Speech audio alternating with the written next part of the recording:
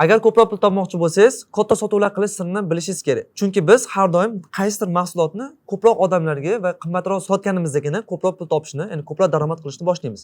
Va statistikaga qaraganda, aynan mana shu hodisadan keyin, aynan mana shu ishni qilishgandan keyin juda ko'p kompaniyalarda sotuvlari o'sgan va daromadlari o'sgan. Va bu narsa mijozlarini va maqsadli auditoriyani chuqur o'rganish. Agar siz ham ko'proq sotuvlar qilmoqchi bo'lsangiz, demak mijozlaringizni har bitta qadamini, ularning muammolarini, ularni o'ylaydigan, ularni qo'rqitadigan fikrlarini, har bir qadamini, ularning xohishlarini bilishingiz kerak. Qachonki mijozlaringizni nima o'ylayotganini, nima fikrlayotganini, nimadan qo'rqishini, nimadan o'ylab siqilishini har bitta qadamini bilganingizdan keyin siz ular xohlagan produktni yarata olasiz, ya'ni mahsulotni yarata olasiz va katta miqdorda sotuv qila olasiz. Shuning uchun ham bu videoda men sizga bepul dars beraman. Ushbu bepul darsda siz qadamma-qadam qanday qilib mijozlarni to'g'ri o'rganishni bilib olasiz. Bu video darsni men taxminan 2 yil oldin yozganman. Ko'rinishim boshqacha bo'lishi mumkin. Bundan tashqari u yerda bergan ma'lumotlarimdan tashqari hali yana ushbu usulni, nazariyani chuqurlashtirganman, ancha yaxshilaganman. Bu haqida ham hali alohida video chiqaraman. Hozir esa mana shu bepul darsni ko'rib, siz 70% asosiy ma'lumotni olib, o'zingizni biznesingizda mijozlaringizni o'rganishingizni ishlatishingiz mumkin. Va agar video yoqsa, sizga foydali bo'lsa, albatta izohlarda o'zingizni fikringizni yozib keting yoki qanaqadir savollar tug'ilishi mumkin videoni ko'rish jarayonida, chunki biroz qiyinroq mavzu. Shuning uchun agar qanaqadir savollar bo'lsa, uni ham yozib keting. Albatta har bitta izohni ko'rib chiqaman va xudo xohlasa 100% to'liq holda undan keyin o'rgangan ma'lumotlarni ham qo'shib alohida video chiqarish rejam ham bor. Shuning uchun albatta o'zingiz fikringizni va savollaringizni izohlarda yozing va videoni oxirigacha ko'ring. Bugun nima mavzuni ko'rib chiqamiz, shu haqida gaplashsak. Bugun sizlar bilan maqsadli auditoriyani aniqlash, ya'ni mijozlarni analiz qilish, maqsadli auditoriyani aniqlash usullarini o'rganamiz. Ya'ni umumiy oladigan bo'lsak, maqsadli auditoriyani aniqlash usuli, Jobs degan usuli bor. Buni mohiyatini va qanday foydalanishni, qanday qilib ishlatishni o'rgataman. Bundan tashqari qanday qilib insonlarning miyasini o'qish mumkin, o'z rostdan miyasini o'qish mumkinmi, u nima haqida o'ylayapti, qanaqa muammolari bor, o'zi aslida unga nima kerak, shuni bilib olsa bo'ladimi, yo'qmi, shu haqida gaplashamiz. Bundan tashqari qanday qilib mijozlar bilan to'g'ri intervyu o'tkazish, istalgan analiz usulida, mijozlarni o'rganish usulida siz mijoz bilan birga-bir suhbat qilishingiz kerak.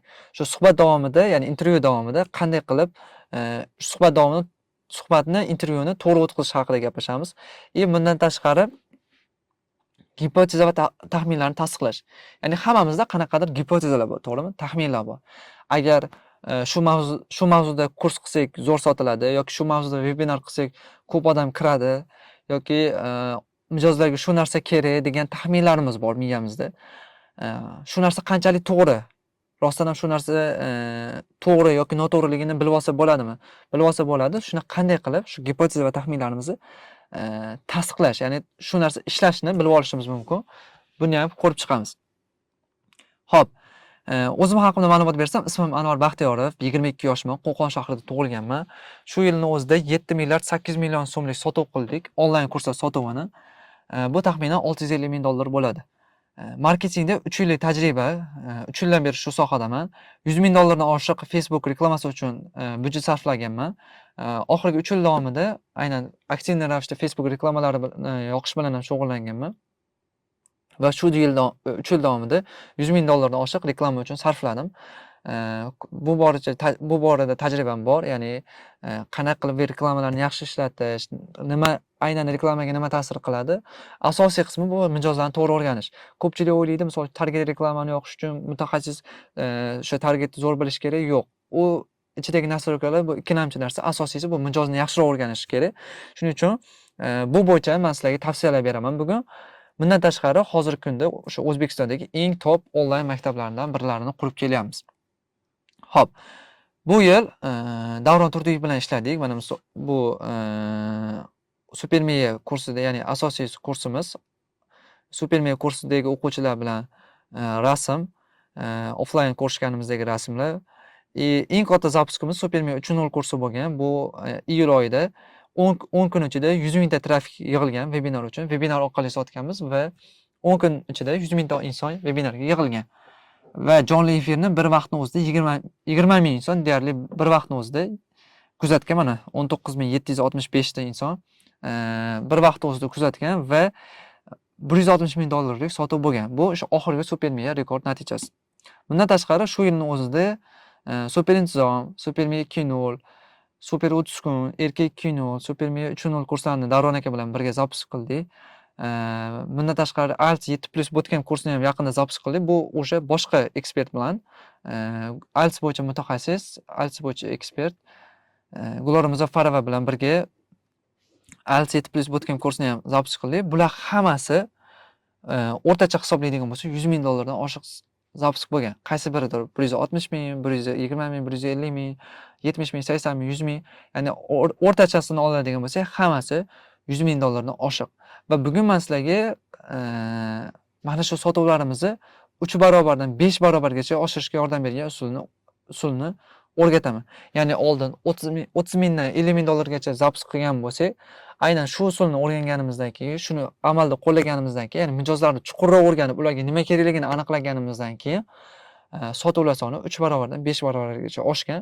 Shuning uchun agar hozir yoningizda bloknot, ruchka bo'lmasa, olishni tavsiya qilaman. Diqqat bilan videoni kuzatishni va har bir kerakli joyini yozib olishni va berilgan vazifalarni, berilgan tavsiyalarni ishlatishni tavsiya qilaman. Chunki bu narsa meni o'zimga shaxsan sotuvlarda 3 barobardan 5 barobargacha oshirishga yordam bergan. Agar shu usulni qo'llasangiz, ya'ni shu usul orqali mijozlarni chuqurroq o'rgansangiz, ularga nima kerakligini chuqurroq o'rgansangiz, katta ehtimol bilan istalgan yo'nalishda, O'zbekiston sharoitida, istalgan nishada, istalgan sohada bemalol o'rtacha $100,000 ga zapis qilsangiz bo'ladi. Xo'p. Bu maqsadli auditoriyani aniqlash usuli, bu Jobs to Be'dan o'zbekchada oladigan bo'lsa, bu ishlar nazariyasi. Bu usulni amerikalik olim, biznes menejment bo'yicha mutaxassis, marketolog Clayton Christensen ixtiro qilgan. Buni hozir to'liq ko'rishdan oldin men sizlarga mana Supermiya marafonida so'nggi so'rovnoma natijalarini ko'rsatmoqchiman. Qarang. E'tibor bersanglar, chet tili so'zlarini eslab qolish, ya'ni so'rovnomada sizlarga qaysi biri muhim deb savol berilgan va odamlarga chet til so'zlarini eslab qolish muhim, kitobdagi ma'lumotlarni eslab qolish muhim, diqqat e'tiborni yaxshilash muhim. Ko'ryapsizlarmi? Lekin eng oxirgi turadigan ditem test va tarixiy sanalarni eslab qolish 4%. Eng pastidagi. Bu bilan nima demoqchiman? Biz oldin Supermiya kursini sotgan paytimizda reklamalarda ko'proq e'tibor berganmiz. Abituriyentlarga e'tiborni fokusni qaratishga, ya'ni chet tili so'zlarini va chet tili so'zlari va ditem testi bo'lgan o'sha paytda. Ko'proq vaqtimiz, o'sha e'tiborimizni davlat test markazida, o'sha davlat test imtihoni topshiradigan abituriyentlarga qaratganmiz. Qanday qilib testlarni tezroq eslab qolish mumkin, qanday qilib tarixiy sanalarni eslab qolish mumkin deb reklamalar berganmiz va Supermiyaga ko'proq shu imtihon ya'ni davlat test imtihonini topshiradigan abituriyentlar o'qiydi deb o'ylaganmiz. Bizning bu taxminimiz bo'lgan, gipoteza bo'lgan.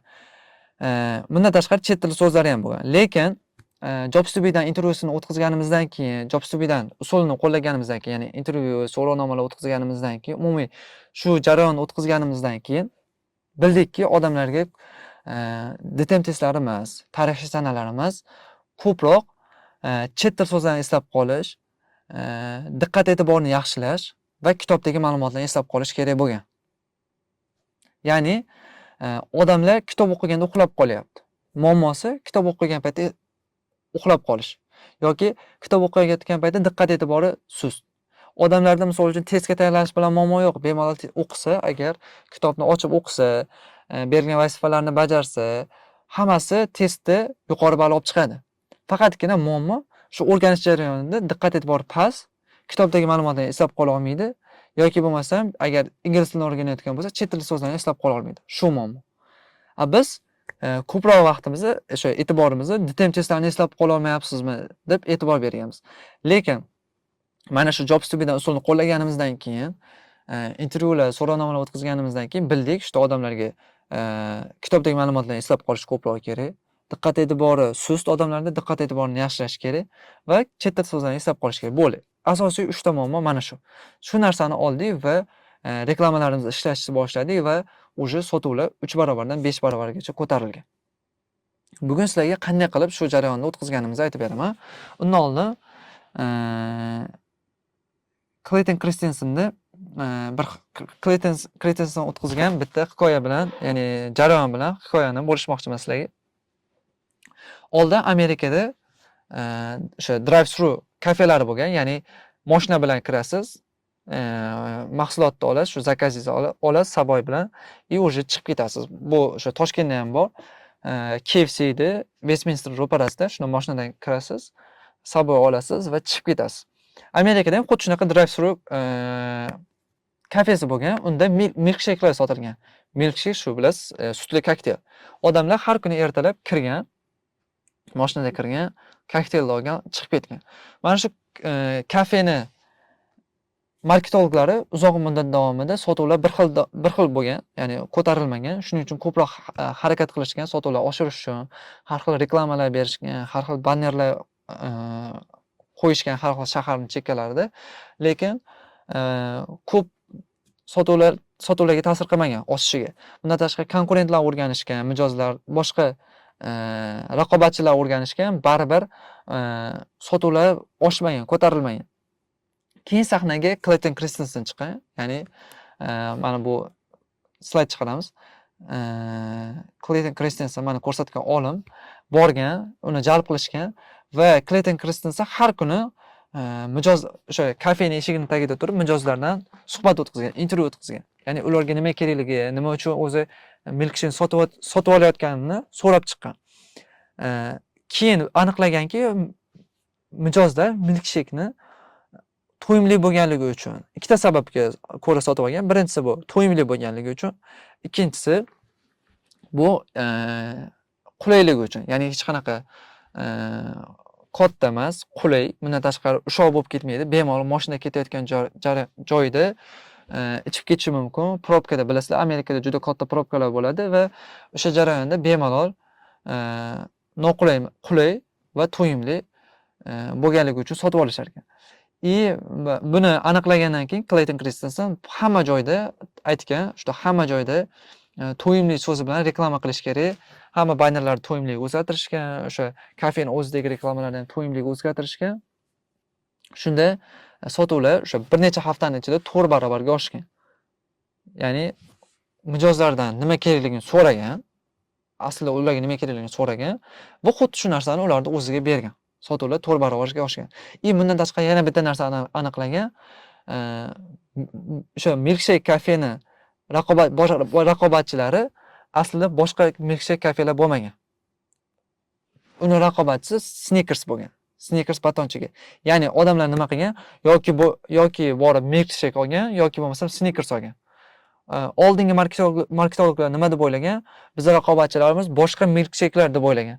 Aslida bo'lsa Snickers bo'lib chiqqan. Chunki Snickers ham to'yimli, yeyishga qulay, bemalol mashinada ketayotganda qorin to'ydirib ketish mumkin. Shuning uchun aniqlagan, boshqa milkshake raqobatchilar bo'lmagan, balki Snickers bo'lgan. Ya'ni analiz jarayonida odamga nima kerakligi, aslida raqobatchilar kimligini aniqlab olgan. Bugun shu usulni ko'rib chiqamiz. Biz ham mana hozir yuqorida aytib o'tganimdek, Supermiyada oldin biz o'ylaganmiz, DTM imtihonlariga topshirish uchun Supermiyada o'qiydi deb o'ylaganmiz. Aslida bo'lsa, odamlar diqqat e'tibori yaxshi emas.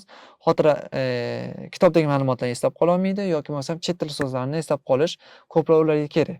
Ko'ryapsizlarmi? Biz nima deb o'ylaymiz, o'zi aslida nima kerak? Shuni farqi bor. Sizlarga qaytamiz. Bugun mana shu jarayonda shu xulosaga qanaqa kelganimizni jarayonni sizlarga ko'rsatib beraman.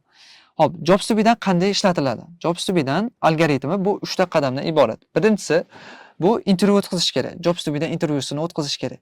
Ikkinchisi bu kalit so'zlarni aniqlash kerak. Bu nima degani? Hozir tushuntiraman. Ya'ni intervyu jarayonida, mijoz bilan gaplashish jarayonida kalit so'zlar chiqadi. Kalit so'zlar nimaligini hozir tushuntiraman. Uchinchisi o'sha kalit so'zlarni aniqlab olishimiz kerak. Uchinchisi bu so'rovnoma. So'rovnomada gipotezani tekshiramiz. Ya'ni men bugun nimalar ko'rib chiqamiz jarayonda boshida aytdim, bugun nimalar o'rganamiz degan qismimizda, slaydimizda qanday qilib gipotezalarni, taxminlarni tasdiqlash mumkin, to'g'rimi? Buni biz so'rovnoma orqali qilamiz. Buni ham tushuntiraman. Ya'ni asosiysi bilib olishimiz kerak bo'lgan narsa bu JobsToBe'dan algoritmida 3 ta qadam bor. Birinchisi JobsToBe'dan intervyusi, ya'ni mijozlar bilan gaplashib chiqamiz. Ikkinchisi gaplash jarayonida, so'rovnoma jarayonida kalit so'zlarni aniqlaymiz va uchinchisi so'rovnoma orqali mana shu bizdagi gipoteza va taxminlarni tasdiqlaymiz, tekshiramiz. Xo'p, maqsadli auditoriyani aniqlashning birinchi va eng muhim usuli bu intervyu. Jobstimdan intervyusi qanday o'tkaziladi? Suhbat uchun 20 ta, minimum 20 ta odam topishingiz kerak bo'ladi. Bu qanday qilib topasiz? Farqi yo'q. O'sha Instagram storiesingiz orqali yoki Telegram kanalingiz bo'lishi mumkin. Telegram kanalingizni yoki Instagram blog yuritsangiz, o'sha storiesga qo'yasiz. Shu 20 ta odam bilan suhbat o'tkazmoqchiman. 20 ta inson bilan nomeringizni qoldiring, siz bilan bog'lanamiz. Hozir buni qanaqa qilib olishni ham tushuntiraman. 20 ta inson topishingiz kerak. Farqi yo'q. Asosiysi mohiyatini tushunsangiz bo'ldi. Bu Jobstube'dan bitta narsani tushunishingiz kerak. Jobstube'dan bu qanaqadir shablonli usul emas. Ya'ni shablonga berilib qolishingiz kerak emas. Men sizga mohiyatini tushuntiraman. O'zingiz tushungan holatda amalga oshirsangiz bo'ladi. Ishlatsangiz bo'ladi. Suhbat uchun 20 ta odam topasiz. Ya'ni shu maqsadli auditoriyangizdan sizni kuzatayotgan insonlarni 20 ta inson topasiz minimum. Har biri bilan uchrashuv belgilaysiz. Farqi yo'q. Offlaynmi yoki telefon orqalimi yoki Zoom orqalimi uchrashuv belgilaysiz va Jobstube'dan intervyu savollarini berib chiqasiz. Suhbatni yozib olasiz. Jobstube'dan intervyu savollarini hozirlarga o'rgataman. Va suhbatni yozib olasiz, zapis qilib olasiz. Ko'pchilik so'raydi, suhbat uchun 20 ta odam bo'lmasa-chi? Agar siz suhbat uchun 20 ta odam topa olmayotgan bo'lsangiz, demak, hali sizga zapis qilishingizga, ya'ni kurs sotuvini o'ylash haqida sizga hali erta. Oldin siz o'sha auditoriya yig'ish, ya'ni obunachi yig'ish ustida ishlashingiz kerak va kamida 20 ta inson sizni o'sha suhbatdan o'tkazishga tayyor bo'lishi kerak. Buning uchun taxminan o'sha storiesingizni 200-300 ta odam ko'rishi yetarli. Shuning ichidan bemalol 20 ta inson bilan suhbat uchun 20 ta inson topishingiz mumkin. Ya'ni Jobstube intervyusi uchun aytib o'tganimda yana bir marta qaytaraman. Suhbat uchun 20 ta odam topamiz minimum. Har biri bilan uchrashuv belgilaymiz va Jobstube'dan intervyu savollarini berib chiqamiz va suhbatni yozib olamiz diktofonga. Ya'ni rekord qilib olamiz. Xo'p, intervyuda ko'pchilik qiladigan eng katta xato bu bir vaqtning o'zida gipotezani tekshirish va tasdiqlash. Bu nima degani?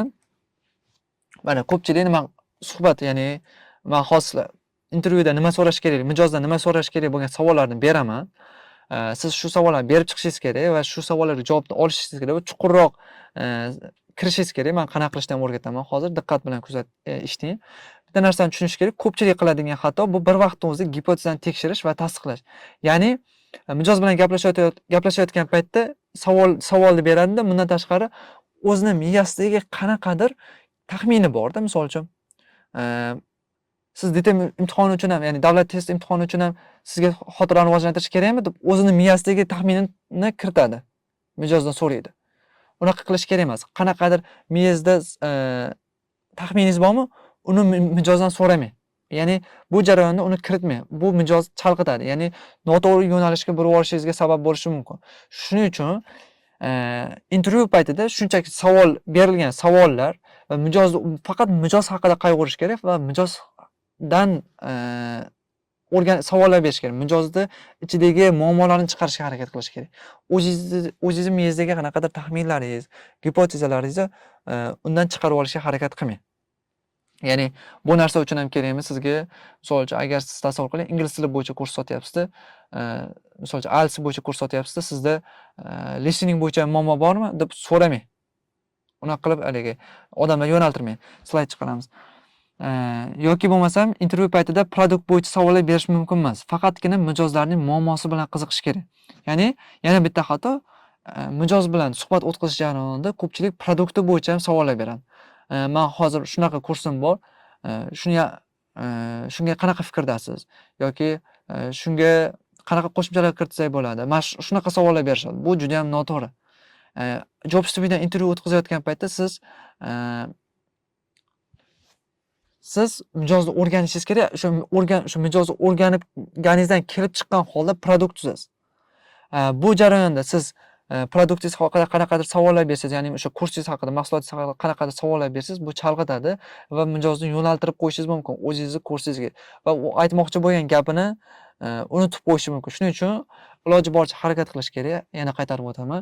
Intervyu paytida faqatgina mijozni gapirtirishga harakat qilishimiz kerak. Mana aytib o'tganimdek, faqatgina mijozlarning muammosi bilan qiziqish kerak. intervyuda mijozdan nimani so'rash kerak? Yozib oling. Nimani so'rash kerak? Qarang, bu yerda ham men asosiy savollarni yozganman. Misol uchun uni ismi nima, yoshi, qayerda yashaydi, nima bilan shug'ullanadi? Bu o'zi tabiiy so'rashingiz kerak bo'lgan savollar. Asosiy nimalarni bilib olishimiz kerak bo'lgan, shuni men slaydda ko'rsataman. Ya'ni hozirgi kunda qanday muammoyingiz bor? Shuni bilishingiz kerak. Ya'ni siz tasavvur qiling, telefonda gaplashyapsiz, intervyuni telefonda o'tkazyapsiz. Assalomu alaykum, ismim shunaqa. O'zi katta ehtimol bilan sizni intervyu uchun nomer qoldirgan bo'lsa, siz taniydi va telefonda gaplashasiz. Yoshi nechida, nima bilan shug'ullanadi, to'g'rimi? Qayerda yashaydi? Bu savollar berib bo'lganingizdan keyin, ya'ni suhbatni boshlab bo'lganingizdan keyin siz chuqurroq kirasiz. Hozirgi kunda sizda qanday muammoyingiz bor? Ya'ni sizda so'ramayapsiz. Aynan shu bo'yicha qanaqa muammoyingiz emas, hozirgi kunda o'zi qanaqa muammoyingiz bor? Agar mana ko'pchilik aytishi mumkin. Agar shu hozirgi kunda qanday muammoyingiz bor desam, mendan umumiy boshqa hayot haqida, muammosi haqida gapirib ketsa-chi degan savol bo'lishi mumkin. Bitta narsani tushunishimiz kerak. Sizni kuzatib nomer qoldirdimi? Siz mutaxassisligingiz bo'yicha savol beradi u inson. Hech qanaqa, misol uchun siz mavzudan chiqib ketib savol bermaydi.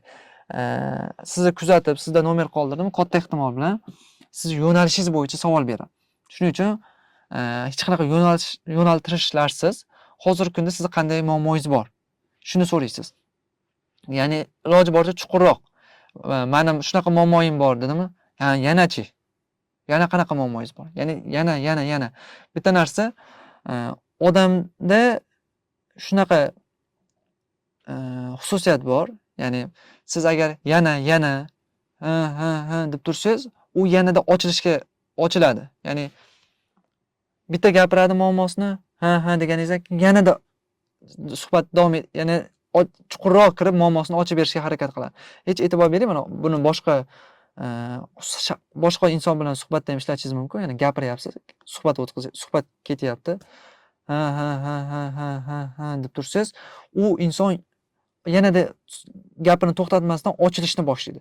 Shuning uchun siz ham bitta savol berdingizmi, ya'ni qanaqa muammoyingiz bor? Misol uchun Asadbek aka, qanaqa muammoyingiz bor? Shunaqa muammoyim bor, hozirgi kunda shunaqa muammo meni qiynayapti. Tushunarli. Yana qanaqa muammoyingiz bor? Yana shunaqa muammoyim bor deb ochyapti. Ya'ni aytadi o'zi. Muammosini aytgandan keyin yana savollarga o'tib ketib qolmang. Iloji boricha ha bir necha sekund kuting. Ha deb turgan jarayoningizda u yanada chuqurroq ochilishni boshlaydi. Birinchi muammosini aytadi-da, shu muammo bo'yicha qiynalyapman, keyin yana bunaqa bo'lyapti, mana bunaqa hodisa bo'lyapti deb yanada ochilishni boshlaydi. Aytmoqchi bo'lganim, shablonga o'xshab, skriptga o'xshab, bitta savolni tugatish bilan keyingi savolni beraman deb kutib qolmang. Savol berdingizmi? Yana nima? Ha deb suhbatni davom ettirishga harakat qiling. Keyingisi, muammoni yechishi nimalar qilib ko'rdingiz? Ya'ni muammosini aytdi sizga, menda shunaqa muammolar bor dedi. Endi shu muammoni yechish uchun nimalar qilib ko'rdingiz? Qanaqa yechimlar qilib ko'rdingiz? Shuni so'rang. Ya'ni aytadi u, misol uchun kursda o'qib ko'rdim deyishi mumkin, to'g'rimi? Kimdandir maslahat so'rab ko'rdim, ota-onamdan so'rab ko'rdim maslahat, yoki ustozimdan maslahat so'rab ko'rdim deyishi mumkin, yoki men bu joyga bordim. Ya'ni o'zi nima yechim qilib ko'rganini aytadi, yoki hech nima qilmadim, hech qanaqa yechim qilib ko'rmadim deb aytishi mumkin. Bu hammasi bekorga so'ralmayapti. Buni siz chuqurroq o'rganganingizdan keyin tushunasiz. Ya'ni mijozingizda muammosi bor, muammolarni bilasiz, nima kerakligini. Uni yechish uchun nimalar qilib ko'rdi?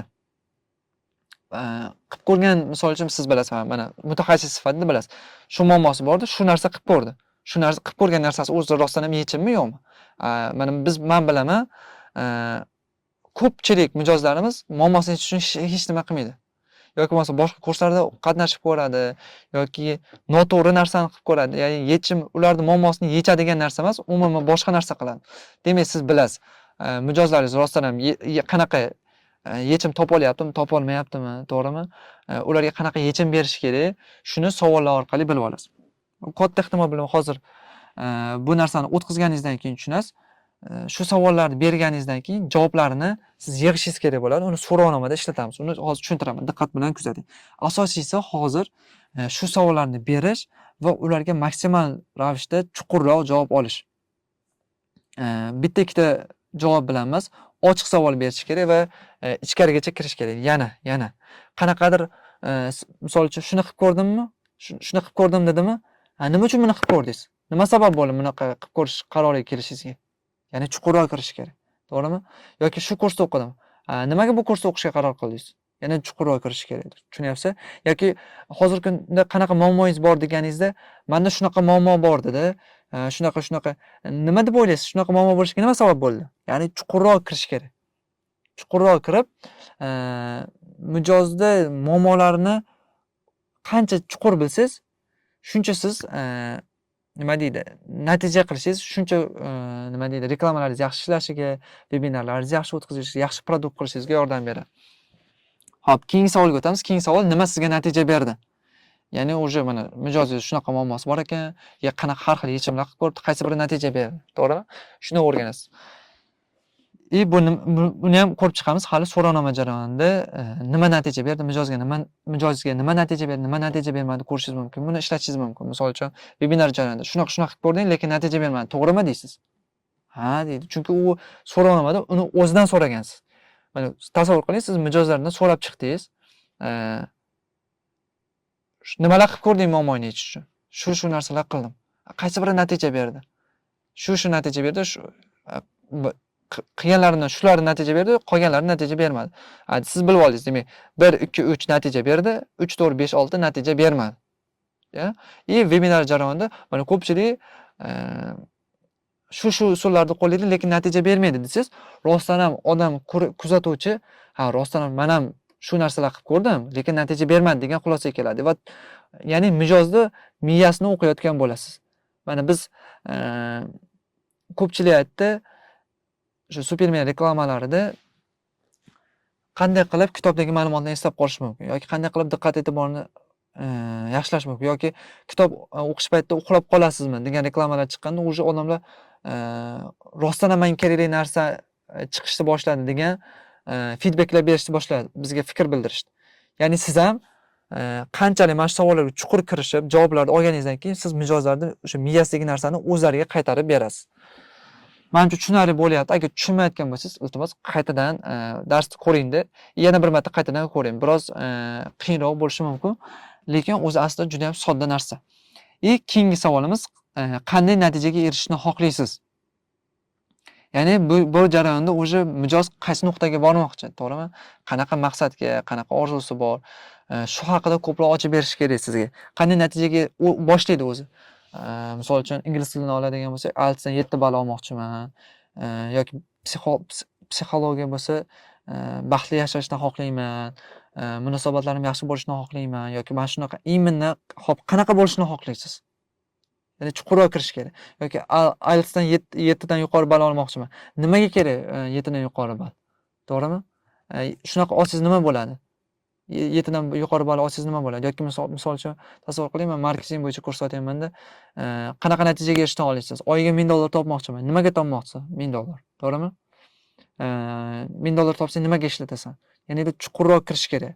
Uni qanaqa natijaga erishishi, o'sha bir nuqtadagi holatini chuqurroq ochishga harakat qilishimiz kerak. Asosiy 4 ta savol kiritganman, mana qarang. Intervyudan mijozdan nimani so'rashimiz kerak? Mana shu 4 ta savolga chuqur javob olishimiz kerak.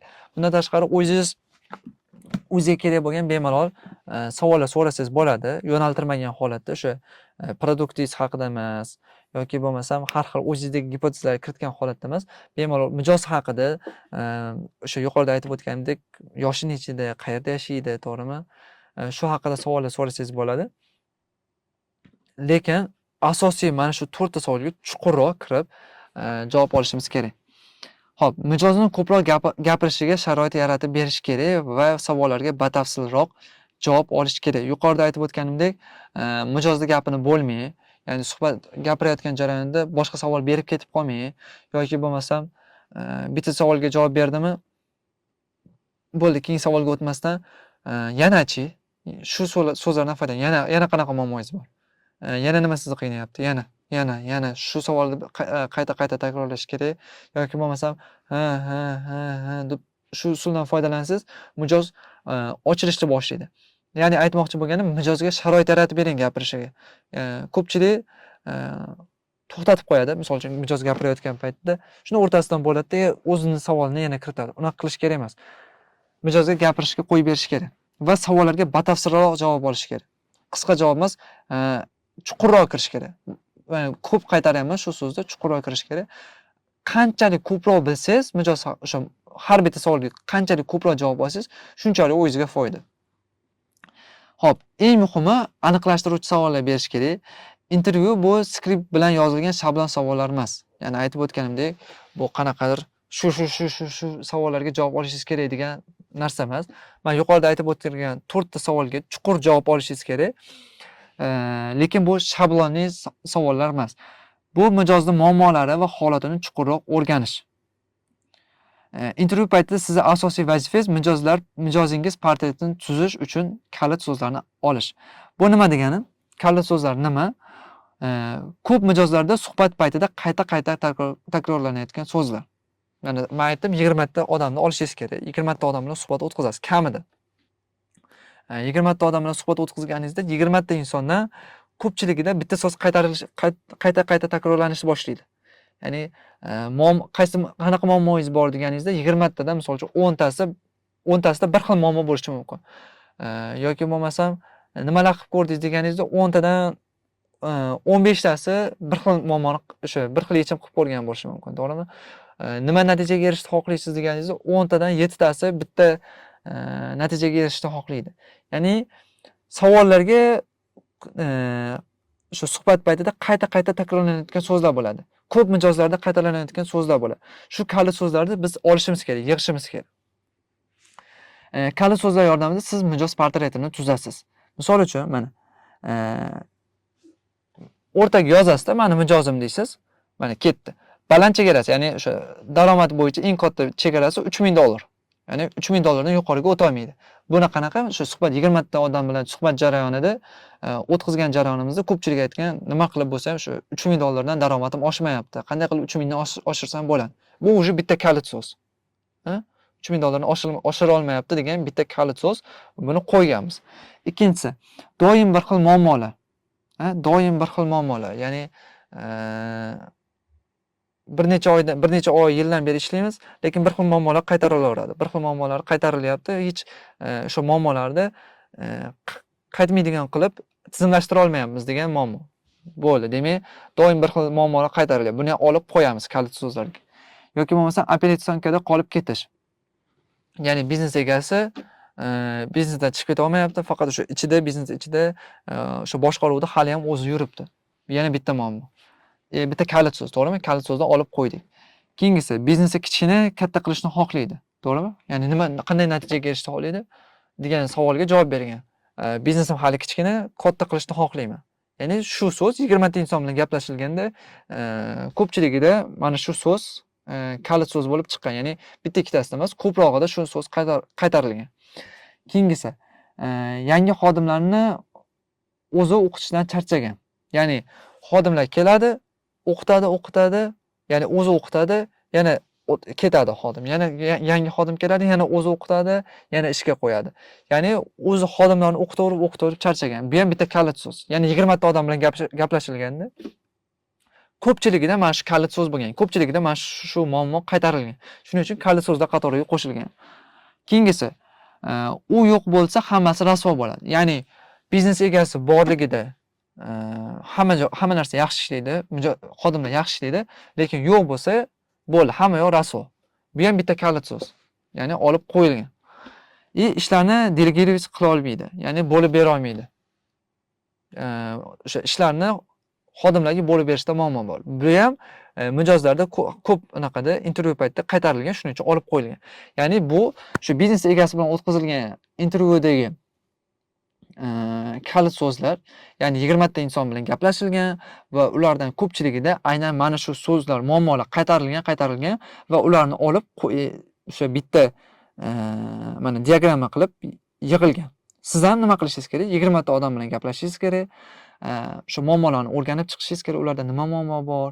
O'sha 4 ta savol hozir ko'rsatganimdek shu savollarni berib chiqib, chuqurroq kirib, siz ham xuddi shunaqa meni mijozim deb yozasiz va qo'yib chiqasiz. Ko'pchiligida qaytarilgan so'zlarni yozib chiqasiz va sizda o'sha mijozlarda mijozlaringizdagi muammolar, nima xohlaydi, to'g'rimi?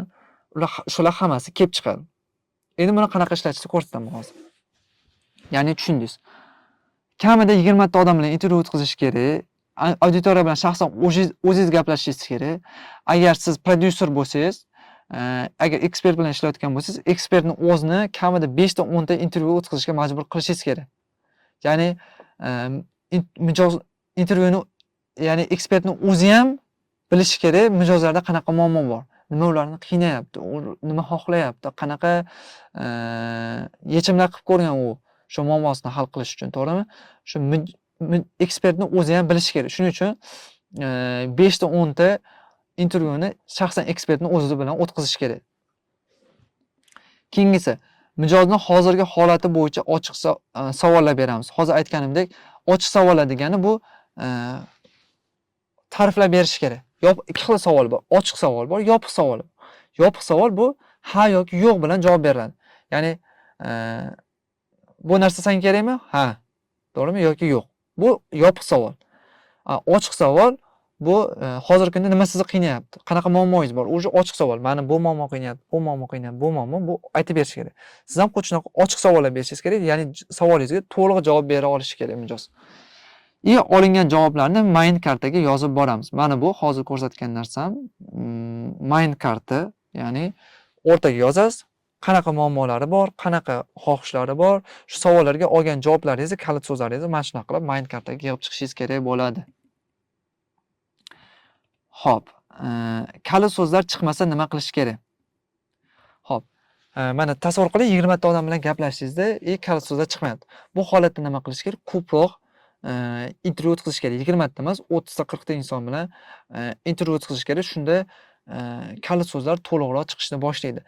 Ba'zi yo'nalishlar bor, ularda savollar, ya'ni muammolar tarqoq bo'lishi mumkin.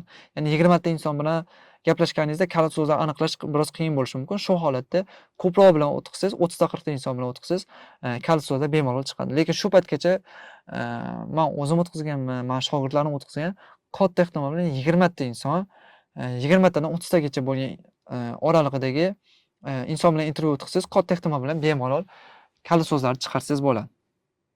Yana bir marta eslatma, hech bir holatda mahsulotingizni sotishga urinmang, ya'ni suhbat paytida, intervyu paytida mijozga mahsulotingizni sotishga urinmang. Keyingisi, gipotezani tasdiqlashga ham urinmang. Qanaqadir taxminlaringiz bo'lsa, miyangizda, to'g'rimi? Gipotezalaringiz bo'lsa, uni mijozdan tasdiqlab so'rab olishga harakat qilmang, chunki bu chalg'itishi mumkin. Ya'ni siz mijozni hali to'liq o'rganmasdan turib, uni muammolarini o'rganmasdan turib, siz gipotezizni unda so'rab olishingiz uni chalg'itishi mumkin. Keyingisi, faqatgina mijozni diqqat bilan eshiting. Intervyu paytida faqatgina fokus, diqqat mijozni javoblarida bo'lishi kerak.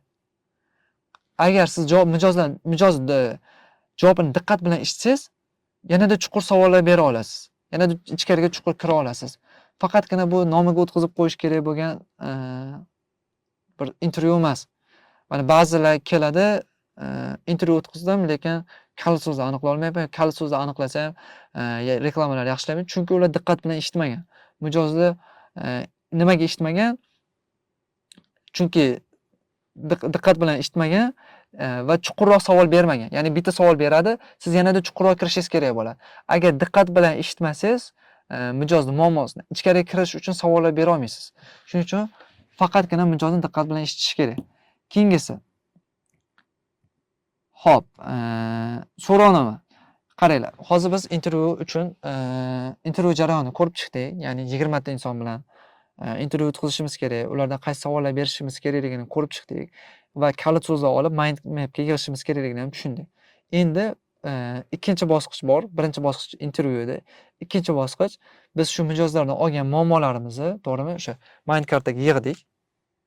Qanaqa muammolari bor, qanaqa xohishlari bor, to'g'rimi? O'shani yig'dik. Endi bu bizni hozircha gipotezamiz. Ya'ni 20 ta odam bilan gaplashdik degani bu bo'ldi, bu aniq ishlaydi, mijozlarning muammosi shu degan narsa emas. Bu prosta bizning gipotezamiz, 20 ta odam bilan o'tkazganimizdan kelib chiqqan xulosamiz shu. Endi buni biz tasdiqlashimiz kerak. Ya'ni mana bitta narsa bor. mana ximiya sohasida, ximiya fizika sohasida qanaqadir olim, yangi olim yangilik chiqarsa, ya'ni misol uchun shu narsa chiqdi mana shu narsa yangilik bo'ldi, ixtiro qildim desa, u narsa sirasi yangiliklar unaqasiga chiqarilmaydi. Ya'ni bo'ldi bu yangi narsa ixtiro qilindi, yangi narsa kashf qilindi deb saytga qo'yilmaydi. Undan oldin xuddi shu darajadagi katta kuchli olimlar 20 ta, 30 ta, 50 ta kuchli olimlar rostdan ham shu olimni kashf qilgan ixtirosini testdan o'tkazishadi va ko'rib chiqishadi. Rostdan ham shu yangilikmi? Shu narsa rostdan ham ixtiro qilindimi, yo'qmi? To'g'rimi yoki noto'g'rimi? Ko'rib chiqishadi, tasdiqlashadi. 20 ta, 30 ta, 50 ta olim tasdiqlagandan keyin, ha bo'ldi, rostdan ham shunaqa ekan, rostdan ham yangi narsa kashf qilindi degandan keyin, raqamlarda to'g'ri tasdiqlangandan keyingina saytga qo'yilib, bo'ldi, rostdan ham shu narsa ixtiro qilindi deyiladi. Bizda ham xuddi shu holat, ya'ni biz 20 ta odam bilan o'tkazganimizdan keyin bo'ldi, bu narsa tasdiqlandi, bemalol reklamada ishlatsak bo'ladi, bemalol vebinarda ishlatsak bo'ladi, bemalol kurs qilsak bo'ladi degani emas. Uni biz tasdiqlashimiz kerak. Tasdiqlash uchun bizga so'rovnoma yordam beradi. So'rovnoma bu ikkinchi qadam. So'rovnoma intervyudan olgan kalit so'zlar asosida so'rovnoma tuzib chiqamiz. So'rovnoma qanday tuziladi? So'rovnoma uchun Google forma tayyorlash kerak. Oddiy Google formaga nom berish kerak. Ya'ni qaranglar. Birinchi qadam Google forma tayyorlaymiz. Ikkinchi qadam o'sha formaga nom berish kerak. Nom eng muhimi, diqqat bilan sarlavha o'sha formani nomida, sarlavhasida diqqatni jalb qilishi va inson miyasiga so'rovnomani to'ldirish fikrini sochish kerak. Ya'ni formangizga bosib shunday kirganda, o'sha sarlavhani o'qiganda inson diqqatini jalb qilish kerak va shu so'rovnomani sotish fikrini, so'rovnomani to'ldirish fikrini sochish kerak. Bu qanaqa bo'ladi? Hozir ko'rsataman. Qarang, ikkinchi qadam, hozir buni tushuntiraman. Ikkinchi qadam, sarlavha formani to'ldirish konversiyasiga to'g'ridan to'g'ri ta'sir qiladi.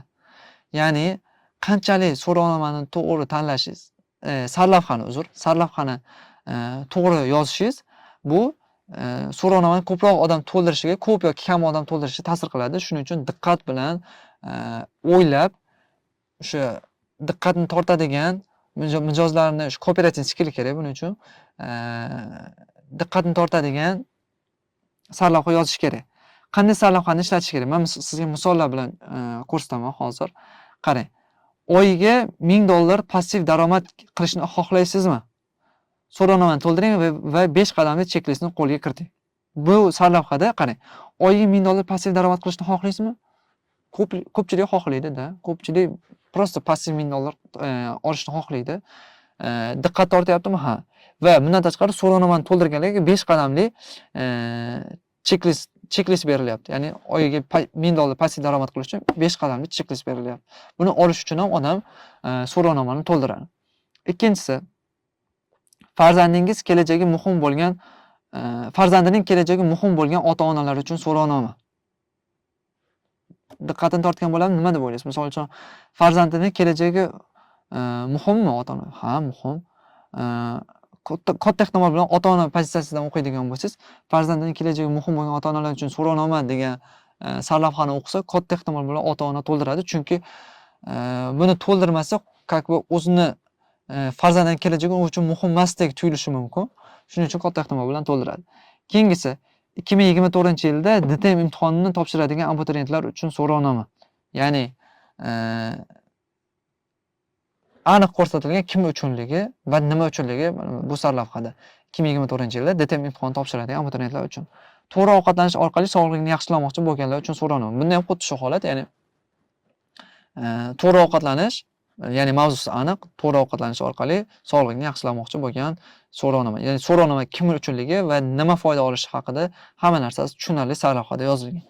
Keyingisi, qanday sarlavhalarni ishlatish kerak emas? Ko'pchilik mana ishlatadigan so'rovnoma noto'g'ri. Obunachilarim uchun so'rovnoma deb qo'yishadi bo'ldi. Ya'ni shuni Instagramga berishadi, mana so'rovnomani to'ldiring, so'rovnomaga kirsangiz, obunachilarim uchun so'rovnoma degan turadi. Nima yo'nalish, nimaga to'ldirish kerak bu narsani umuman noma'lum. Yoki webinar uchun so'rovnoma. Bu ham tushunarsiz. So'rovnomani nima maqsadda olinyapti so'rovnoma, nima uchun to'ldirilyapti u, bu ham noma'lum. Yangi dastur uchun so'rovnoma. Bu ham tushunarsiz. Shunga o'xshash noma'lum, tushunarsiz sarlavhalar ishlatish kerak emas. Keyingisi 3-qadam forma tavsifi, ya'ni o'sha definition mana pastda turibdi. Quyidagi so'rovnomani to'ldiring va maqsadga erishish strategiyasi kursini bepul qo'lga kiriting. Ya'ni bu shu so'rovnomani yanada ko'proq odam to'ldirishiga yordam beradi. Qanaqadir sovg'a, bepul sovg'a narsalar berish. 4-qadam bu оформление, ya'ni so'rovnomangiz agar ko'rinishi qanchalik chiroyli bo'lsa, to'g'rimi? Ayniqsa O'zbekistonda qanchalik chiroyli bo'lsa, bu ham shu ko'pchilik odam so'rovnomani to'ldirishiga yordam beradi, ta'sir qiladi. Va 5-qadam savollarni qo'shish. Xo'p, savollarni qo'shish. Endi qanday savollarni qo'shish kerak? Mana. Yana bir marta shu jarayonni boshdan qaytaraman. Biz intervyuni o'tkazdik, mijozlarni o'rgandik, qanaqa muammolari bor, to'g'rimi? Qanaqa shu muammolarni hal qilishda nimalar qilib ko'rdi u, nima natija berdi, nima natija bermadi, nima natijaga erishishni xohlaydi, shularni o'rgandik. Kalit so'zlarni, ya'ni ko'p takrorlanayotgan kalit so'zlarni olib chiqdik, to'g'rimi? Mind map tuzdik. Shuni o'rtaga qo'ydikda, muammolarini, xohishlarini hammasini yozib chiqdik, ya'ni mind map tuzib oldik va endi 2-qadam mana shu bizni gipotezamizni, taxminimizni tasdiqlashimiz kerak. Buning uchun so'rovnoma tuzamiz. So'rovnomada mana shu narsalarni joylashtirib chiqamiz. Muammolarimizni biz so'rovnomadan, intervyudan olgan muammolarimizni joylashtirib chiqamiz. Xo'p. Va so'rovnomani biz ko'p odamda o'tkazishimiz kerak. Qanday savollar berish kerak? Mana. E'tibor beradigan bo'lsangiz, xo'p, men sizlarga qanday savollar berish kerakligini biz o'zim qanaqa ishlatganimni men o'sha formasini video tagida qoldiramiz, kirib bemalol ko'rishingiz mumkin. Lekin uni xuddi shunaqa bir xil ishlatish kerak degani emas. Bemalol mana men o'zimnikini ochib beray, keyin sizga tushuntiraman, qarang. Ismingiz, men o'zim nima so'raganman so'rovnomada? Ismi, telefon raqami, yoshi, kasbi nima, Davron Turdiyevni qachondan beri taniydi, oilaviy holati qanaqa, oilalikmi, oila qurmaganmi, ma'lumoti qanaqa, qayerda yashaydi, hozirda qanday muammo u uchun dolzarb, to'g'rimi? Muammoni hal qilish uchun nimalar qilib ko'rdi, qanday qiyinchiliklar bo'ldi muammoni hal qilishda, nimani o'rganishni xohlaydi, o'z kasbidagi orzuyi nima, eng katta orzuyi nima, hozirda mana shu orzuyini erishishdan nima to'xtatib turibdi, shu kabi savollar. Ya'ni qarang, o'sha so'rovnomada intervyuda olgan javoblarimizni olamiz, so'rovnomaga qo'yamiz va buni ko'proq odamlarda tasdiqdan o'tkazamiz. Xo'p, mana. Siz berishingiz mumkin. Agar meni qoldiraman video ostida so'rovnomamni ko'rib chiqing. Bu yerda misol uchun kerak bo'lmasligi mumkin sizga mana ma'lumoti kerakmi sizga? Men xotira bo'yicha kurs o'tayotganligim uchun menga kerak, nimaga? Ko'proq meniki talabalarmi yoki o'qishni bitirganlarmi yoki endi abituriyentlarmi? Buni bilib olishim uchun menga ma'lumoti kerak. Agar siz qanaqadir psixologiya bo'yicha kurs o'tayotgan bo'lsangiz, oilaviy munosabatlar bo'yicha kurs o'tayotgan bo'lsangiz, uni ma'lumoti kerak bo'lmasligi mumkin, to'g'rimi? Yoki bo'lmasam yana nima? Oilaviy holati kerak bo'lmasligi mumkin. Tasavvur qiling, siz qanaqadir kurs qilyapsiz-da, misol uchun olaylik, IELTS bo'yicha kurs qilyapsiz, ingliz tili bo'yicha kurs qilyapsiz. U jarayonda umuman kerak emas oilaviy holati qanaqaligi, oila qurganmi, oila qurmaganmi, ya'ni kerak emas. Ya'ni sizga kerakligini oling. Men pastda qoldiraman video ostida so'rovnomamning namunasini kirib ko'ring. O'zingizga kerakligini oling, kerak emasini ishlatish kerak emas. Mana misol uchun hozirda qanday muammo siz uchun dolzarb deganmanda 1 2 3 4 5 6 ta 7 ta variant berganman. Bu variantlarni qayerdan olganman? O'sha intervyudan kelib chiqib. Intervyuda misol uchun aytishgan, mana shu muammo bor, shu muammo, o'sha 4 ta 5 ta muammosini aytgan. Shu muammolarni men so'rovnomaga qo'yganman-da. O'sha bir necha ming odamlarda so'rovnoma to'ldirgizganmiz va eng ko'p qaysi biriga ovoz berilganini ko'rib, ha, demak rostdan ham mana shu 3 ta muammoda, 3 ta muammo ko'p odam uchun shu muammolar bor ekan deb keyin tasdiqdan o'tkazganmiz. Siz ham xuddi shunaqa. Ya'ni yana bir marta qaytaramiz. intervyuni o'tkazdik, muammolarni oldik va shu muammolarimizdan kelib chiqib so'rovnoma tuzamiz. Qanaqa muammolarimiz bor? Hozirgi kunda qanday muammo siz uchun dolzarb degan so'rovnomaga variantlar beramiz. 1 2 3 4 5 bu variantlarni biz intervyudan olamiz. Yoki bo'lmasam shu muammoni hal qilish uchun nimalar qilib ko'rdingiz? Degan savol bor so'rovnomada, to'g'rimi? Bunga javoblarni qayerdan olamiz? Variantlarni bu o'sha intervyu paytidagi javoblardan. Intervyu paytida so'raganmiz. Shu muammoni hal qilish uchun nimalar qilib ko'rdingiz deganmiz. Mijozda aytgan. Muammoni hal qilish uchun shuni qildim, buni qildim, buni qildim, buni qildim deb aytgan. Shu aytganlardan eng ko'p qaytarilgan kalit so'zlardan olganmiz-ku. Ya'ni ko'pchiligida qaysi biri qaytarilgan bo'lsa, shu kalit so'zlarni bu yoqqa qo'yib chiqamiz va so'rovnoma o'tkazamiz. Xo'p, slaydga qaytamiz. Bo'ldi, shu bilan tabriklayman, sizning so'rovnomangiz tayyor. Ya'ni so'rovnoma, yana bir marta qaytaraman, tushunishingiz uchun so'rovnoma intervyudan kelib chiqib tuziladi. Shu muammo degan joyga intervyudagi muammolarni olib qo'yamiz, kalit so'zlarni. Maqsadli auditoriyani aniqlashdagi qiyinchiliklar. Qanaqa qiyinchiliklar bo'lishi mumkin sizda? Sifatsiz savollar. Ya'ni intervyu paytida kerak bo'lmagan umuman kerak bo'lmagan sifatsiz savollar berishingiz mumkin. Shuning uchun iloji boricha oldindan biling qanaqa savollar berishingiz kerakligini. Nima uchun intervyu o'tkazayotganligini tushunmaydi. Ko'pchilik ekspertlar, prodyuserlar nima uchun aslida o'zi intervyu o'tkazayotganini tushunmaydi. Prosta shu savollar berishim kerak, shu javobni olishim kerak. Unaqa ishlamaydi bu. Intervyu o'tkazishdan maqsad, so'rovnoma o'tkazishdan maqsad odamlarga nima kerakligini bilib olishimiz kerak. Bizni miyamizda odamlar shu narsa kerak, bu narsa kerak degan narsa aslida umuman boshqa narsa bo'lib chiqishi mumkin. Xuddi biznaqa. Bizda Supermiyada 1,5 yil, 2 yil davomida misol uchun odamlarga shu narsa kerak deb sotilgan. Lekin shuni unda sotuv past bo'lmagan. 30 ming, 50 ming, eng katta zapuska 80 ming, 90 ming ham bo'lgan. Lekin mijozlarga aslida nima kerakligini o'rganganimizdan keyin har bitta zapusk 100 ming dollardan past bo'lmayapti. Ya'ni 100 mingdan pastga tushgani yo'q. Shuning uchun agar siz mijozlarga nima kerakligini, ularning muammolarini chuqurroq o'rgansangiz, bemalol katta summadagi zapusklar qilsangiz bo'ladi, katta sotuvlar qilsangiz bo'ladi. Shuning uchun agar siz prodyuser bo'lsangiz, ekspertga nima uchun buni o'tkazayotganimizni, nima uchun intervyuni o'tkazayotganingizni tushuntiring. Bo'lmasam, katta ehtimol bilan intervyu yaxshi o'tkazilmaydi. Bundan tashqari qanday qilib intervyu va so'rovnomani bog'lash kerak? Mana shuni ham tushunishmaydi. Ya'ni intervyu o'tkazildi va so'rovnomaga qanday qilib bog'lash kerak? Juda ham sodda, juda ham oddiy.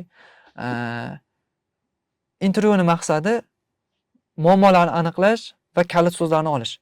Va so'rovnomaning maqsadi mana shu javoblarni shunchaki ko'proq odamda, bunda 20 ta odamni o'tkazgan bo'lsa, shuni endi kamida 200 ta odamda tasdiqlab o'tkazish. Ya'ni xuddi shu savolni berasiz, so'rovnomaga qo'yasiz, 200 ta odam shu so'rovnomani to'ldiradi. Intervyu paytida siz nima muammo qiynayapti deb savol bergan bo'lsak, xuddi shuni so'rovnomada beramiz. Siz nima muammo qiynayapti? Variantlar beramiz. Variantlarni biz intervyudan olamiz. Shuni qo'yamiz, bo'ldi. 200 ta odam, kamida 200 ta odam to'ldirsa, bizda o'sha mijozlardagi o'sha gipoteza tasdiqlanadi. Ya'ni 20 ta odam emas, o'sha bu yerda bo'ldi. 200 tadan ko'p odam tasdiqladi o'sha muammo borligini. Kamida 200 ta odam tasdiqlashi kerak. 200 tadan kam demak, o'sha aytib o'tganimdek, hali siz obunachi ustida ishlashingiz kerak. Intervyu va so'rovnomaning vazifasi sizga yordam berish, jarayonni qiyinlashtirish emas. Bitta narsani tushuning. Ko'pchilik o'tkazganimizda intervyu va so'rovnomani juda ko'p cho'zib olishadi, juda uzoq muddat qilishadi yoki qiyin ekan, o'xshamayapti degan hissiyotlar. Bu prosta emotsiya, sizning hissiyotingiz, siz prosta buni to'g'ri o'tkazish kerak. Ya'ni 20 ta odam bilan, ba'zilar 5 ta 10 ta odam bilan o'tkazib xulosa chiqaradi. Kalit so'z chiqmayapti, boshqa shunaqa javoblar bo'lishi mumkin. Yo'q. Kamida 20 ta, 30 ta odam bilan o'tkazish kerak va so'rovnoma o'tkazish kerak. Bu jarayon sizning jarayonni qiyinlashtirish emas, balki sizga yordam berish. Ko'proq sotuvlar qilishingiz uchun mijozni qanchalik chuqur o'rgansangiz, shunchalik ko'proq sotuv qilasiz. Shuning uchun agar 5 ta 10 ta sotuv 5 ta 10 ta o'tkazganingizdan keyin qanaqadir sizda qiyin ekan yoki bo'lmasam kalit so'zlar chiqmayapti degan tushunchalar bo'lsa, prosta davom ettiring, to'xtamang, davom ettiring. Kalit so'zlar katta ehtimol bilan chiqadi.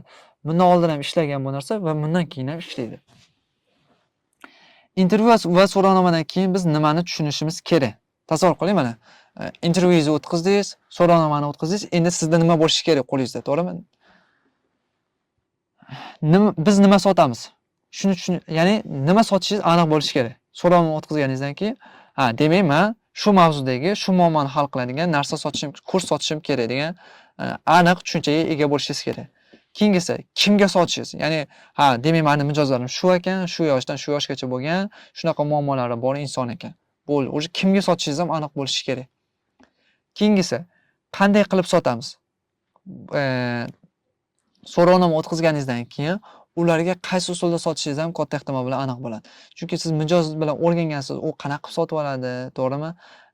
Nimalar sotib olgan shu paytgacha, nimalar qilib ko'rgan, qanaqa yechimlar qilib ko'rgan, to'g'rimi? Qanday qilib sotishda ham o'sha varonkalar, o'sha kursda o'rgangan bo'lishingiz kerak. Varonkalar va progrevlar orqali nima ishlatishingiz ham, ya'ni progrev jarayonida nima ishlatishlaringiz ham, qaysi muammolarni ko'proq e'tibor berishingiz kerakligi ham kelib chiqadi. Bundan tashqari e'tirozlarni qanday yechamiz? Ya'ni mijozlarda e'tirozlar bo'lsa, qanday qilib yechamiz? Buni qanaqa qilish mumkin? Ya'ni o'sha muammo intervyuni o'rganayotgan paytingizda, intervyu o'tkazayotgan paytingizda mijozlar muammosini aytib beradi. Menda shunaqa muammolar bor, shunaqa qiynalib ketdim. Qanchalik chuqur kirsangiz, muammosini chuqur o'rgansangiz, e'tiroz paytida mana shu muammolardan kelib chiqqan paytida e'tirozlariga javob bersangiz bo'ladi. Shuning uchun yana bir marta aytaman, muammolarga chuqur kirishimiz kerak. Keyingisi, raqobatchilardan qanday farq qilamiz? To'g'rimi? Mana siz mijozni o'rgandingiz, muammolarini, og'riqlarini va ularga aslida nima kerakligini bildingizda va shunga raqobatchilar analiz qilgan holatda, raqobatchilar o'rganib chiqqan holatda mijozda muammosini hal qiladigan, chuqurroq hal qiladigan produkt yaratishingiz mumkin va boshqa produktlardan, boshqa raqobatchilardan farq qiladigan tomoningizni topishingiz mumkin bo'ladi. Xo'p, intervyu strukturasi, yana bir marta qaytaraman, intervyuni tushuntiraman. Intervyu strukturasi qanaqa bo'lishi kerak? Boshidan nima bo'lishini tushuntirishingiz kerak mijozga. Ya'ni telefonda mana tasavvur qiling, yuzma-yuz ko'rishib o'tkazyapsizmi yoki telefon orqali o'tkazyapsizmi? Boshidan nima bo'lishini tushuntirishingiz kerak va bunga mijozning roziligini olishingiz kerak. Agar mijoz tayyor bo'lmasa, boshqa vaqtga kelishingiz kerak. Va tasavvur qiling, telefonni oldingiz va mijoz bilan telefonda gaplashyapsiz.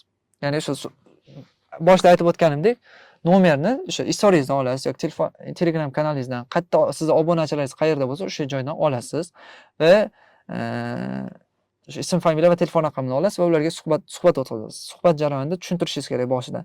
Suhbatimizdan maqsad, sizga ba'zi savollarim bor. Taxminan 20 daqiqa, 15-20 daqiqa vaqtingizni olaman. Savollarimga javob beraman. Oxirida agar qanaqa savollaringiz bo'lsa, men ham javob beraman. Shunga rozimisiz? 20 daqiqa vaqt ajrata olasizmi? Ha. Unda ketdik. Agar yo'q, hozir 20 minut ajrata olmayman desa, unda qachon vaqtingiz bo'ladi? Boshqa vaqtga ko'chirish kerak. Keyingisi, oldindan intervyu vaqtini aytib o'ting. Agar o'sha hozir aytib o'tganimdek, qancha vaqt davom etishini oldindan aytib o'tish kerak. Chunki mijoz 5-10 daqiqadan keyin suhbatni tugatishiga to'g'ri kelib qolishi mumkin. Shuning uchun oldindan uni vaqti bormi, o'sha 20 minut siz bilan gaplasha oladimi, savollaringizga javob bera oladimi, yo'qmi, shuni aniqlashtirib oling. Agar vaqti bo'lmasa, o'zgartiring boshqa vaqtga. Keyingisi, barcha savollar ko'z oldingizda bo'lsin va ochiq savollar bering. Ya'ni hozir ko'rib chiqqan savollarimiz har doim ko'zingiz oldida tursin. Yoki qanaqadir qog'ozga chiqarib olasizmi, yoki bermoqchi bo'lgan savollaringizni ro'yxatini qilib oling hammasini. Hozir mana slaydda ko'rib chiqdik. Shu hammasi ko'zingiz oldida tursin, shtobi adashib ketmasligingiz uchun va hech qaysi savol qolib ketmasligi uchun. Va ochiq savollar bering. Hozir yuqorida aytib o'tganimdek, ha yoki yo'q bilan javob beradigan emas, chuqurroq ochib beradigan, o'zini muammolarini aytadigan savollar berishga harakat qiling. Keyingisi, agar mijoz mavzudan chiqib ketsa, uni qayta mavzuga yo'naltiring. Ba'zilar bo'lishi mumkin, sizda qanaqa muammongiz bor deb so'rasa, voy men muammosini aytdi, keyin ketdi. Yana xohishga, mana shunaqa muammoim bor, lekin men buni xohlayman. Menda bizda shunaqa holat, shu natijaga erishishni xohlayman deb, o'sha boshqa joyga o'tib ketib qoladi. Tushunyapsizmi? Ya'ni savolingizdan tashqariga o'tib ketib qolsa, aytishingiz kerak. Asadbek aka, to'xtang, hozir buni ham ko'rib chiqamiz. Keling, oldin men bu yuqorida bergan savolimga ko'rib chiqaylik deb qaytishingiz kerak. Ya'ni to'xtang, hozir shu savolimga javob bering, keyin unga ham o'tamiz. Ya'ni savolga qaytarishingiz kerak. Bemalol nima deydi? Hijolat bo'lmasdan, ya'ni suhbatda bo'lib qo'yaman deb o'ylamasdan bemalol ayting. Asadbek aka, hozir buni ham ko'rib chiqamiz. Keyin hozir mana shu bergan savolimga chuqurroq ko'rib chiqaylik, keyin unga ham o'tamiz deb turib qaytarishingiz kerak mijozni. Boshqa mavzuga ketib qolsa, uni qayta yo'naltirishingiz kerak o'sha oldingi savolga. Keyingisi, barcha suhbatlarni diktofonga yozib oling. Hamma suhbat yozilsin. Uni qayta eshitib, siz kalit so'zlarni aniqlashingizga yordam beradi. Keyingisi, bo'ldi. Asosiysi shu. Intervyuning strukturalari mana shular. Ya'ni job studidan usulini, mohiyati ikkita narsadan iborat. Birinchisi bu intervyu o'tkazish va intervyudan kelib chiqib so'rovnoma o'tkazish. Intervyuning maqsadi siz mijozning muammolarini bilib olish, og'riqlarini bilib olish, unga nima kerakligini bilish yoki bo'lmasa uni qanaqa yechimlar qilib ko'rgan, ya'ni umuman olganda mijozning holatini o'rganish, uni miyasidan bizga kerakli bo'lgan ma'lumotlarni chiqarib olish. So'rovnomani maqsadi xuddi shu ma'lumotlar rostdan ham shunaqami yo'qmi tasdiqlab olish. Buni ko'p so'rovnoma orqali.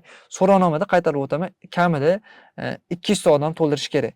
Bizda men shaxsiy proyektlarimda kamida 1000 ta, bo'lmasam 2000, 3000 ta odamni to'ldirishga harakat qilaman. O'sha aniq javob chiqishi uchun. Xo'p, shu asosan so'rovnomani maqsadi bu gipotezalarimizni, ya'ni shu intervyudan olgan gipotezalarimizni tasdiqlash. Shu ikkita bosqichda agar siz mijozlar o'rganadigan bo'lsangiz, katta ehtimol bilan ularga nima kerakligini aniq bilasiz va mijozlarning miyasini o'sha reklama sochini tasavvur qiling. Oldingiz o'sha so'rovnomangizni endi ishlatishingiz mumkin. So'rovnomangizda olasiz mana. So'rovnomangizda 6 ta javob bor edi, lekin 3 tasiga ko'p odam ovoz berdi. Shu 3 ta muammoni olasiz, bo'ldi, reklamalaringizda ishlatishni boshlaysiz. Mana bizda shunaqa bo'lgan. Kitobdagi qanday qilib kitobdagi 70% ma'lumotni eslab qolish mumkin deb reklamada chiqqanmiz, o'sha bo'ldi. Odamlarda miyasidagi narsani olib chiqqanmiz, bo'ldi, reklamalarimiz yaxshi ishlashni boshlagan. Yoki bo'lmasam kitob o'qish paytida diqqat e'tiboringiz sustmi? O'sha bo'ldi. Rostdan ham miyasidagi narsani olib chiqqanmiz va odamlar ro'yxatdan o'tishni boshlagan. Yoki bo'lmasam kitob o'qish paytida uxlab qolasizmi deb reklama bilan chiqqanmiz, bo'ldi. O'sha odamlar miyasidagi shu narsani o'yladi. Rostdan ham kitob o'qish paytida uxlab qoladi, rostdan uyqusi keladi. Kitob boshqa paytda uyqusi kelmaydi, kitob ochsa uyqusi keladi. Rostdan shunaqami? Ha, demak, shu muammodan qutulish to'g'riligimi? Kirib vebinarga qatnashgisi keladi. Shuning uchun so'rovnomadagi javoblarga qarab turib siz hamma joyda ishlatishingiz mumkin. Produktingizda, kursingizni yaratishingizda, vebinar o'tishda, progrevlaringizda, umuman hamma joyda shu so'rovnomadagi javoblardan foydalanishingiz mumkin bo'ladi. Xo'p, bu darsda yetkazmoqchi bo'lgan narsalarim shu edi. Albatta foydalaning. Agar dars biroz qiyinlik qilgan bo'lsa, tushunarsiz bo'lgan bo'lsa, bu tabiiy holat. Boshidan yana bir marta qaytadan ko'rib chiqishni tavsiya qilaman. Yanada chuqurroq bo'ladi. Shu bugungi darsimizda o'rgatmoqchi bo'lganlarim shu edi. Hammaga rahmat. Sog' bo'linglar.